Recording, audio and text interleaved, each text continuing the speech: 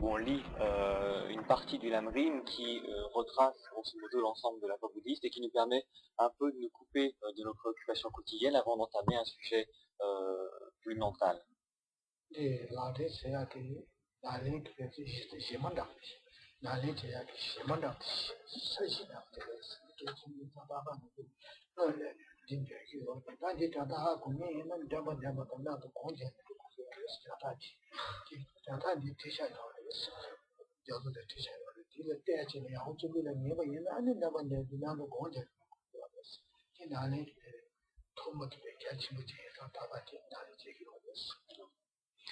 En fait, donc ce texte est un extrait du Lamrim, c'est-à-dire un texte qui s'appelle La Voie progressive et qui retrace à peu près l'ensemble de la base de ce qu'on appelle l'enseignement bouddhiste. Et normalement, si on connaît le sens des mots tibétains qu'on va lire, donc si vous vous efforcez de lire le texte français et d'un petit peu mémoriser le sens de chaque strophe, ce qu'il faudrait faire, c'est non seulement lire les mots tibétains, mais en plus penser le sens de ce que l'on dit. Et ça permet donc de commencer déjà à rentrer dans un processus de concentration et de méditation discursive, de méditation active, qui nous permettra de nous concentrer plus facilement après.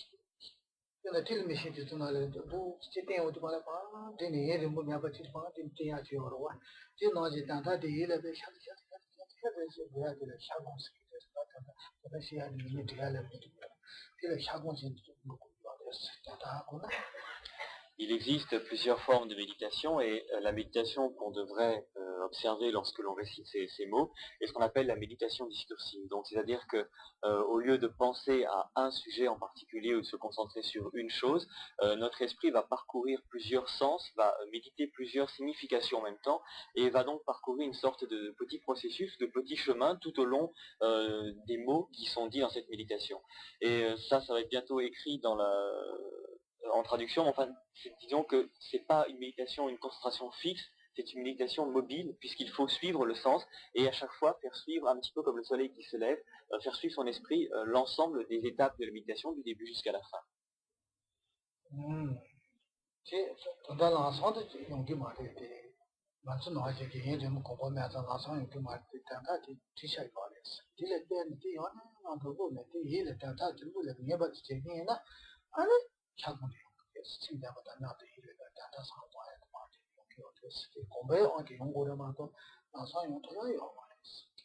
Ça, c'est l'idéal, mais en fait, en ce qui nous concerne, qui ne sommes pas des vieux moines, des vieux routiers de cette méditation, on n'a pas l'habitude de le faire, et en plus, comme c'est du tibétain, c'est beaucoup plus difficile. Mais si, en le lisant régulièrement, on arrive à, en même temps, suivre grosso modo quel est le sens des mots, donc en français, que l'on dit en tibétain, petit à petit, on arrive à recomposer le sens des strophes en français, et donc on arrive à penser grosso modo le sens de ce qui est dit en tibétain. Et donc petit à petit, notre méditation s'affine et on arrive presque à suivre mot à mot l'ensemble du sens et donc à méditer de façon discursive.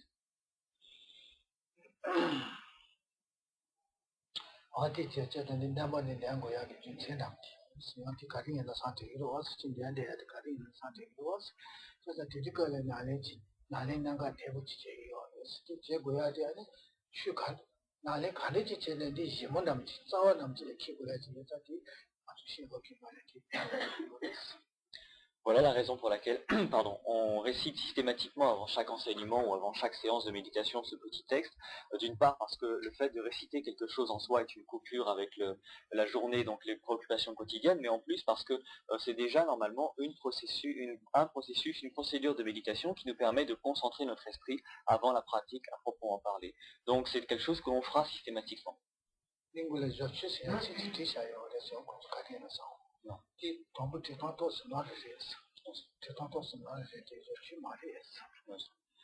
Il y a malencontreusement écrit sur la couverture, en première de couverture et au début de la traduction française en page 3, verset du George. George, ça vous dit peut-être pas grand-chose, mais de toute façon c'est une erreur, c'est Lamrim, donc voie progressive, mais ça va être corrigé rapidement.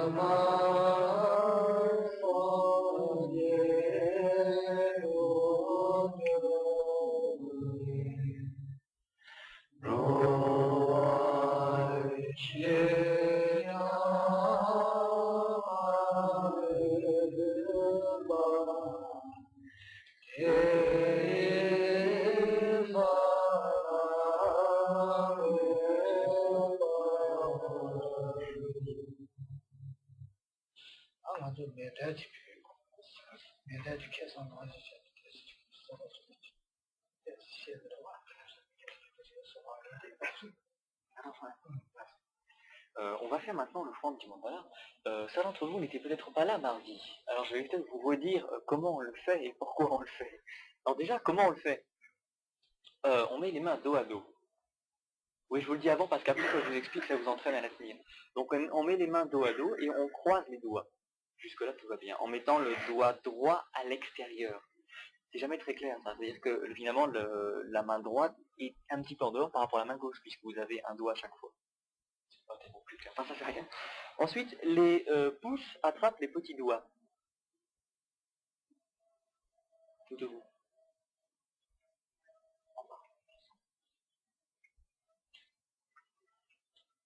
Ensuite, les index qui sont au bout se replient complètement sur eux-mêmes pour attraper les majeurs qui leur passent dessus respectivement. Il faut les décroiser en fait.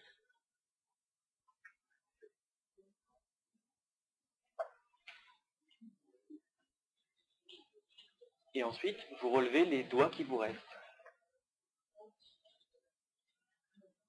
Qui a plus de doigts?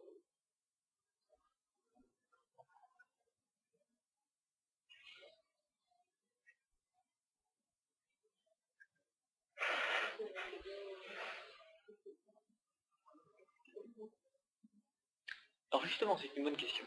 Alors, on fait cette forme du mandala, pourquoi? Parce que, comme on vous l'a dit mardi, donc, parce qu'on va recevoir un enseignement ou participer à une méditation, etc., etc., et que le but de tout ça, finalement, c'est de se découvrir soi-même, découvrir son esprit, travailler sur son esprit, et que l'on considère que le fait de recevoir des choses qui nous permettent un enseignement ou des instructions ou une pratique qui nous permet de connaître notre esprit, de nous connaître à fond, c'est quelque chose de très précieux, et c'est même la chose la plus précieuse qui puisse exister. Donc, symboliquement, pour marquer le caractère précieux de cet enseignement ou de ces instructions, on va en quelque sorte offrir en échange tout ce qu'il peut y avoir de précieux dans l'univers, de matériel, de pierres précieuses ou de toutes les substances précieuses qui peuvent exister. Et donc lorsqu'on fait ce geste, on symbolise l'univers avec au milieu une sorte de pivot central de l'univers et les quatre orients, donc les quatre directions, et vous imaginez que sur vos mains, donc, vous détenez véritablement l'ensemble de tout ce qu'il peut y avoir de précieux dans l'univers, et vous en faites l'offrande un peu en échange de cet enseignement que vous allez recevoir, donc pour marquer son caractère précieux. C'est ça le but.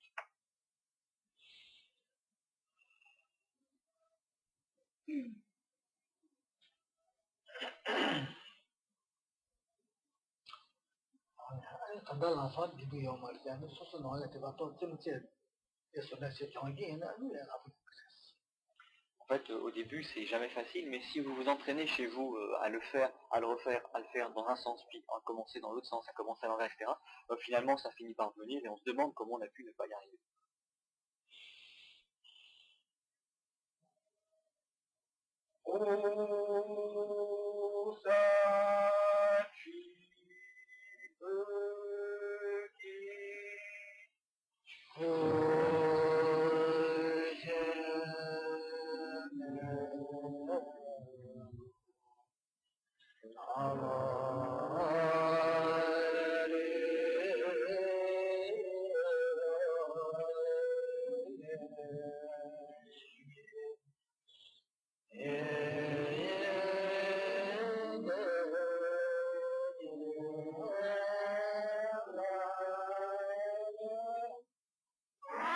Sachez avant tout qu'il est très important de parler et de pratiquer la méditation.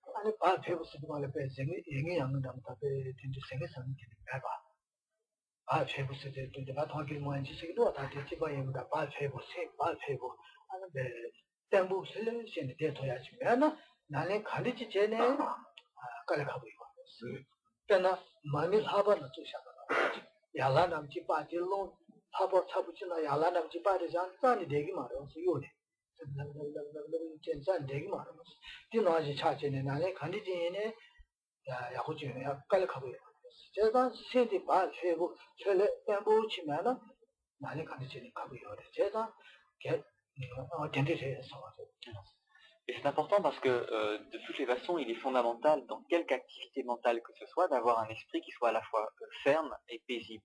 Il faut qu'il soit ferme pour que nous puissions nous atteler durablement à la tâche que l'on s'est fixée, que ce soit méditer, que ce soit faire une pratique, ou que ce soit faire n'importe quelle activité mentale. Et donc il faut que notre esprit soit ferme et se maintienne sur ce que l'on fait. Et il faut qu'il soit paisible pour qu'il ne soit pas toujours en train de sortir de ce que l'on fait et d'aller à droite, à gauche pour penser à toute autre chose. Ces deux qualités sont indispensables. Et avez-vous déjà essayé de lire avec une bougie en plein vent, la nuit bien sûr? On voit rien parce que la bougie est toujours en train de trembler, parce qu'elle n'est pas ferme, elle n'est pas stable. C'est pareil pour l'esprit, lorsqu'on fait quelque chose qui demande une activité mentale, si notre esprit n'est pas ferme, s'il n'est pas paisible, alors on ne peut pas véritablement travailler, on commence un petit peu, puis ce que l'on commence à faire est avorté parce que l'on ne peut pas aller jusqu'au bout. Donc il est important de développer une caractéristique de notre esprit qui est d'être ferme, d'être stable, et c'est le but de la méditation.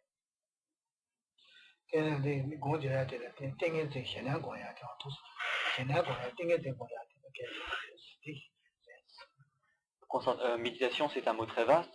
Parmi les différentes catégories de méditation, ce que nous pratiquons dans cette optique, c'est ce qu'on appelle la concentration mentale.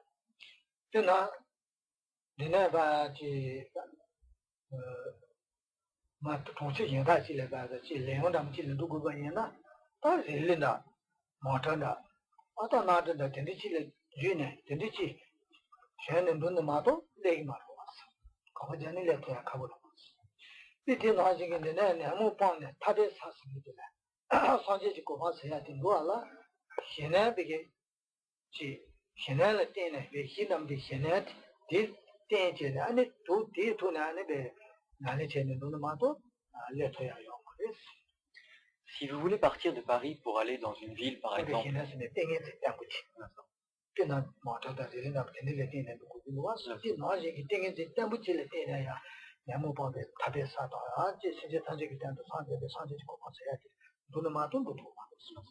donc si vous voulez aller de Paris à une autre ville, par exemple Lyon, vous serez obligé d'emprunter un véhicule. Vous n'avez pas d'autre choix que emprunter un véhicule, un train, un avion, une voiture, même vos pieds, mais vous devrez emprunter un support qui vous permettra d'aller d'ici jusqu'à Lyon.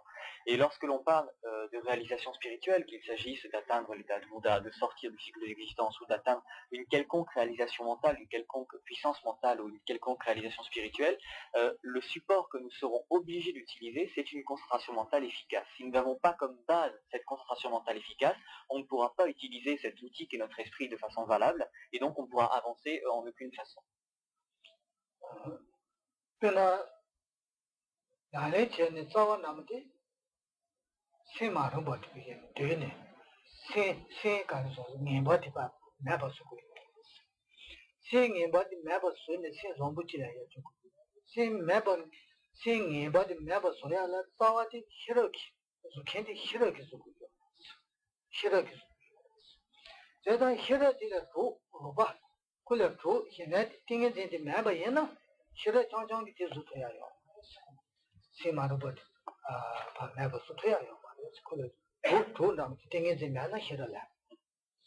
Par exemple, si l'on prend une optique bouddhiste, le but principal que l'on se fixe dans le développement spirituel est de lutter contre les tendances négatives de notre esprit, les émotions perturbatrices de notre esprit, et développer notre contrôle de ces émotions, et donc développer nos tendances positives de notre esprit. Ça, c'est ce qu'on appelle la connaissance-sagesse, ou la sagesse connaissante, comme vous voulez, qui accomplit cette activité-là. Mais si elle n'est pas basée sur une concentration mentale stable et efficace, elle ne peut pas, juste en elle-même, accomplir ce travail.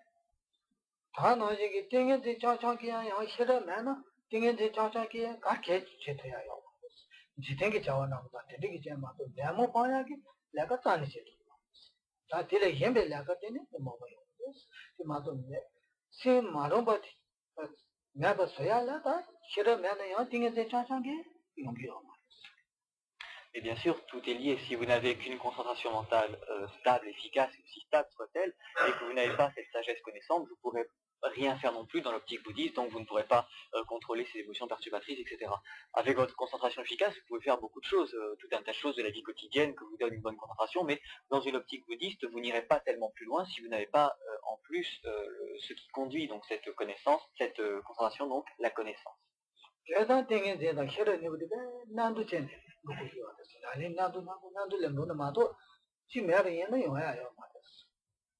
Et lorsque l'on pratique dans une optique bouddhiste, encore une fois, il est indispensable de développer les deux à la fois pour que les deux aillent de pair, l'une chevauchant l'autre. Et si l'on n'en a qu'une, ça va pas très loin.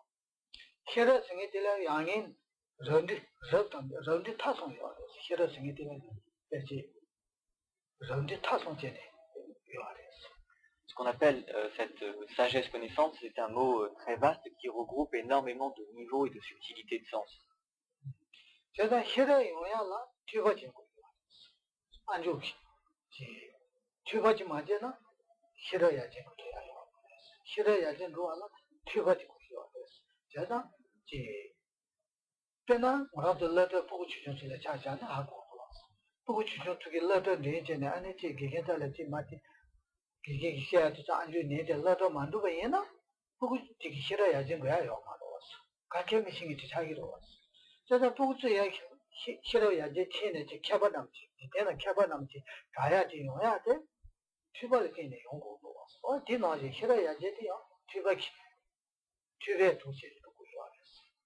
Quoi qu'il en soit, pour développer cette sagesse connaissante, de quelque niveau que ce soit, du niveau le plus grossier au niveau le plus subtil, il est indispensable au début d'écouter, de pratiquer l'écoute.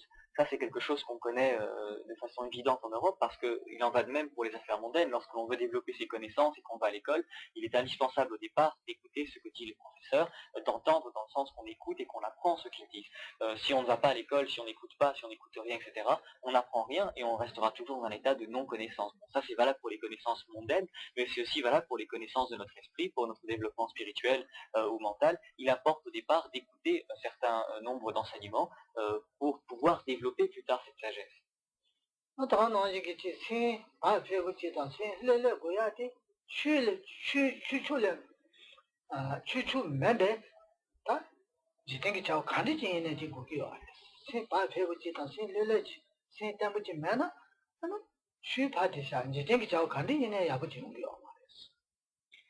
Donc cet aspect de connaissance ou de sagesse connaissante est valable aussi bien dans ce qui concerne les affaires spirituelles que les affaires mondaines. Mais en ce qui concerne la stabilité de l'esprit, c'est pareil. Si on parle des affaires spirituelles, il est aussi nécessaire d'avoir un esprit stable et concentré pour pouvoir avancer, mais on sait très bien que si on n'est pas concentré dans la vie de tous les jours, on commet nombre d'erreurs qui nous sont fatales quelquefois, donc il est aussi indispensable d'avoir un esprit qui soit concentré, qui soit ferme, ou qui au moins soit stable.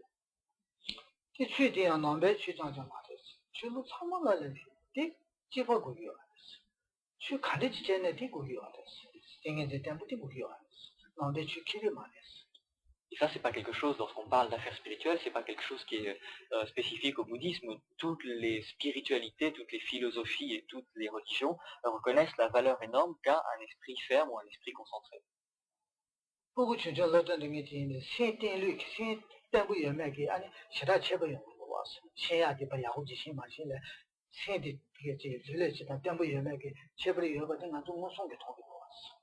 Et ça, on sait très bien que parmi les élèves d'une classe, les enfants d'une classe, ceux qui apprennent le plus, ceux qui apprennent le plus vite et qui sont le plus doués, ce sont ceux qui sont le mieux aptes à se concentrer, qui sont le plus capables de rester concentrés sur les études qu'ils ont à faire.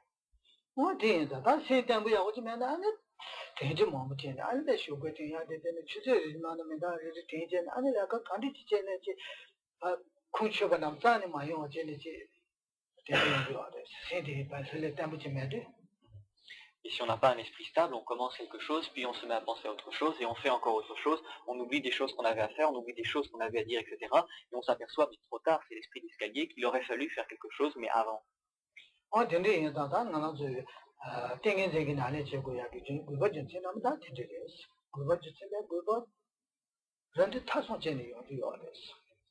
Voilà donc un petit éventail des raisons pour lesquelles il est très utile et même pratiquement indispensable pour qui que ce soit d'avoir un esprit ferme et donc de pratiquer, de développer sa concentration mentale.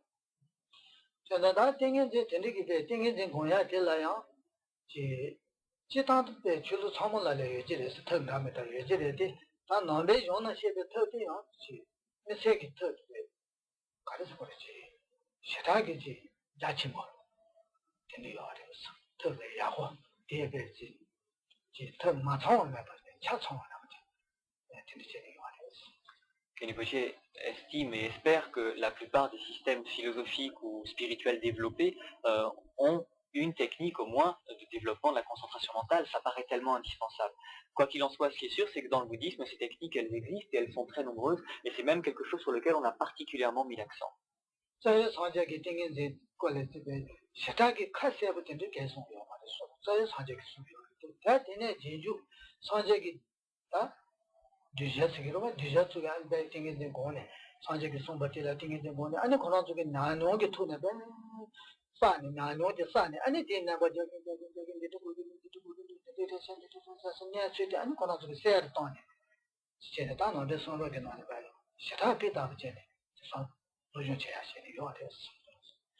À la vérité, si on reprend la progression historique de la concentration mentale, au début, lorsque le Bouddha Shakyamuni donc, était présent, il n'a pas enseigné de façon très développée la concentration mentale. Il l'a enseigné, mais c'était juste un enseignement, mais un enseignement important. Et c'est plus tard, lorsque ses disciples, successeurs, etc., ont pratiqué cette concentration mentale, qui était un point de passage obligé de la pratique, qu'ils se sont mis donc par leur propre expérience à peaufiner la description de cette voie, de cet enseignement, et donc de retracer les étapes détail par détail, de sorte qu'aujourd'hui, le système de concentration est tellement bien connu après tellement de millénaires de pratique que la voie est véritablement pavée d'or et qu'on sait exactement quels sont tous les niveaux auxquels on peut accéder et quels sont tous les problèmes qu'on peut rencontrer à chaque niveau.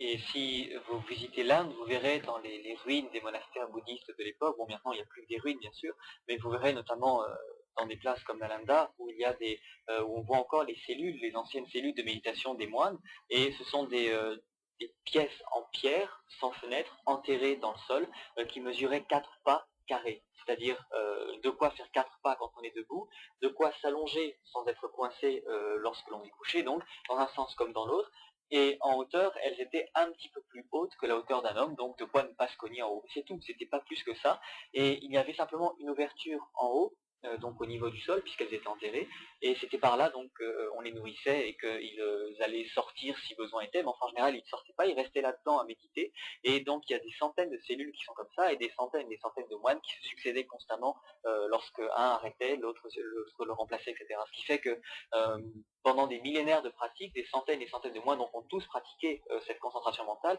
de sorte qu'aujourd'hui, la progression, l'évolution que l'on peut avoir depuis le stade 0 jusqu'au stade hyper concentré est tellement bien connue, et le scénario est tellement bien connu que tous les commentaires le décrivent à peu près, donc on sait vraiment très bien comment faire à l'heure actuelle.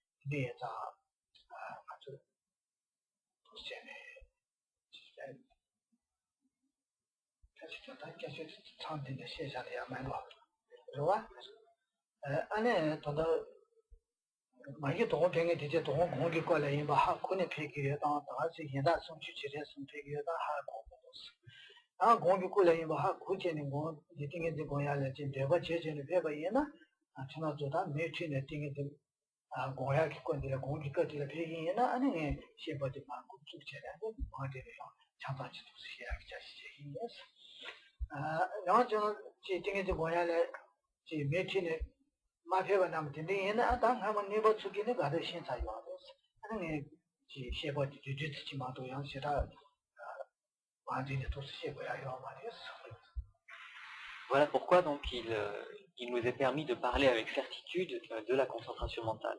Néanmoins, ce soir, il y a des gens parmi vous qui viennent pour la première fois, que nous n'avons pas vu donc à ces séances l'année dernière.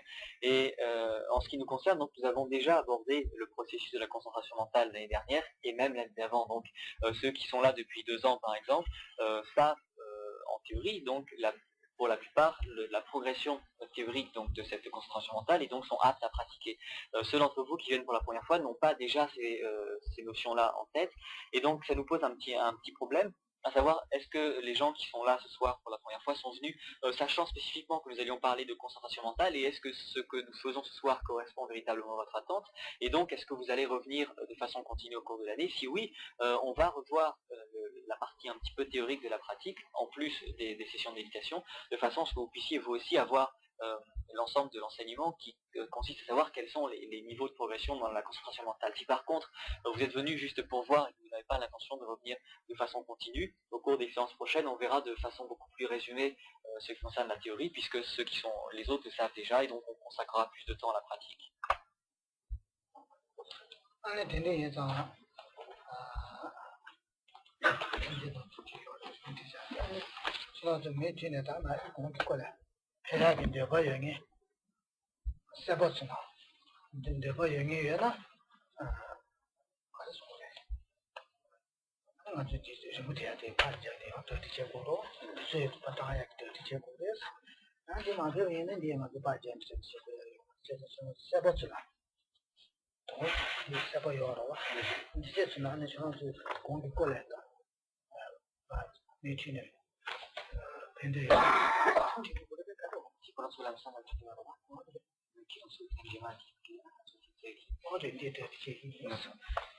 D'autant plus que la pratique de cette théorie de la méditation demande un certain matériel. En fait, un matériel, c'est un petit tableau synoptique qu'on a préparé qui vous retrace les grades principaux de la préparation et de la pratique proprement dite.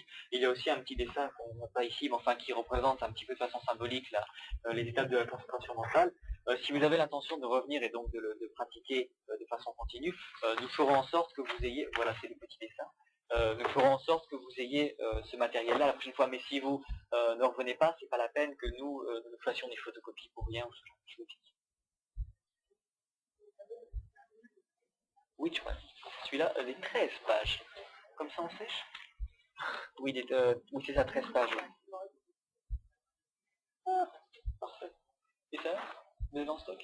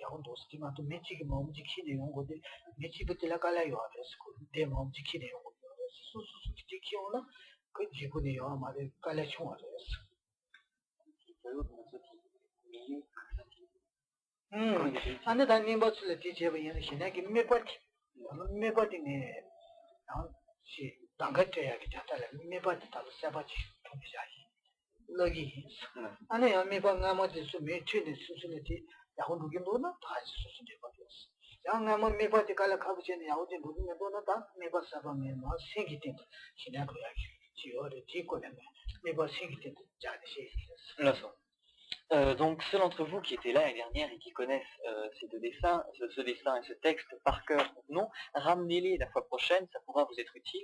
De même que le petit livret que l'on récite en début de session, si vous l'avez déjà, ramenez-le, ça évite à une seule personne, et la personne c'est qu'elle est possible, d'en amener un stock à chaque fois. Si chacun en amène un, c'est très léger pour chacun, mais si une personne en amène 300, enfin peut-être pas 300, mais enfin un stock, c'est lourd pour elle et c'est pas très agréable. donc ramener tout ça. Néanmoins, que vous soyez nouveau ou ancien ou mi-nouveau, il y a une exclusivité cette année, à savoir que nous allons changer un petit peu de sujet de méditation et d'objet de concentration. L'année dernière, nous nous concentrions sur un objet extérieur. L'année d'avant aussi, cette année, Kenny Kochi va vous apprendre à vous concentrer non pas sur un objet extérieur, mais sur votre esprit lui-même, c'est-à-dire l'esprit qui se concentre sur l'esprit. C'est une technique un petit peu particulière et délicate à manier, mais qui vous permettra de faire la comparaison avec les techniques de méditation sur un objet extérieur et vous permettre de choisir par la suite ce qui est le plus pratique pour vous. Facile peut-être pas, mais le plus pratique, ce à quoi vous êtes le plus sensible.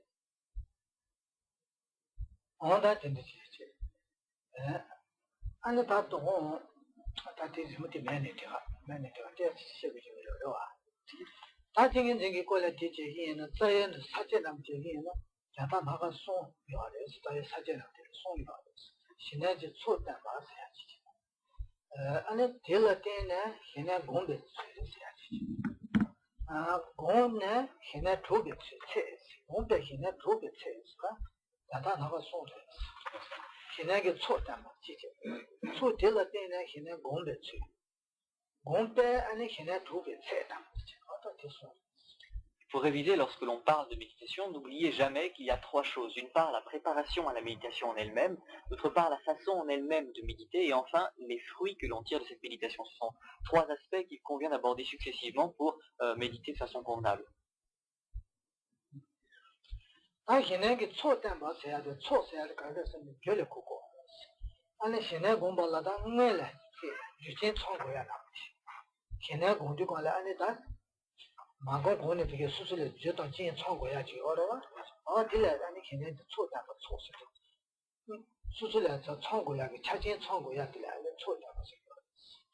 Ça, vous l'avez mentionné.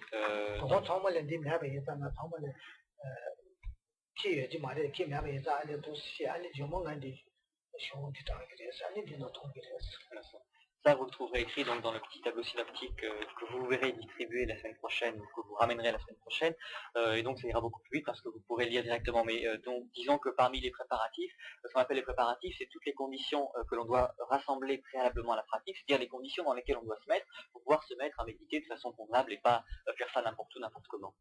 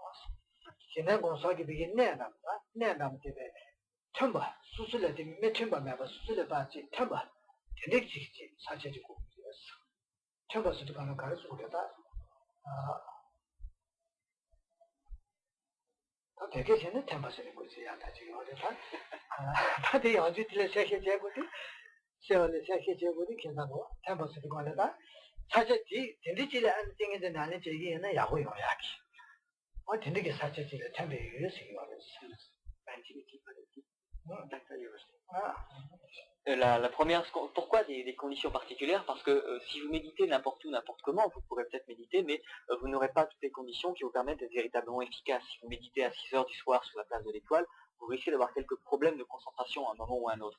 Donc il faut plusieurs choses qui facilitent, des conditions extérieures qui facilitent notre entrée en matière et qui donc ne nous perturbent pas pendant qu'on médite. Et donc bien sûr, le premier élément fondamental de cette préparation, c'est de trouver un lieu qui convient. Ce qu'on appelle un lieu qui convient, c'est un lieu favorable à la méditation, un lieu approprié à la méditation, donc un lieu qui a plusieurs caractéristiques telles qu'on puisse méditer en étant tranquille.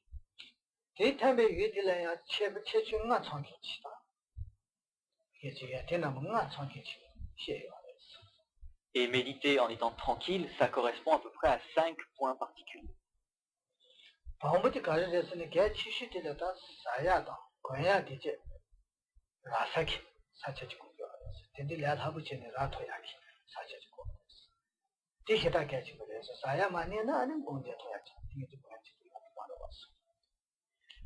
La première chose, bien sûr, c'est que ce soit un lieu dans lequel on puisse trouver facilement de quoi boire et manger. Ça ne veut pas dire qu'il faut se taper un gueuleton après chaque méditation, mais si on médite pendant un petit peu longtemps, il faut que l'on puisse accéder à de quoi nous sustenter sans problème, sans avoir à faire des kilomètres, etc. Ça, c'est la première condition de tranquillité. 那咱这念诵的这位啥去俺忙什么话？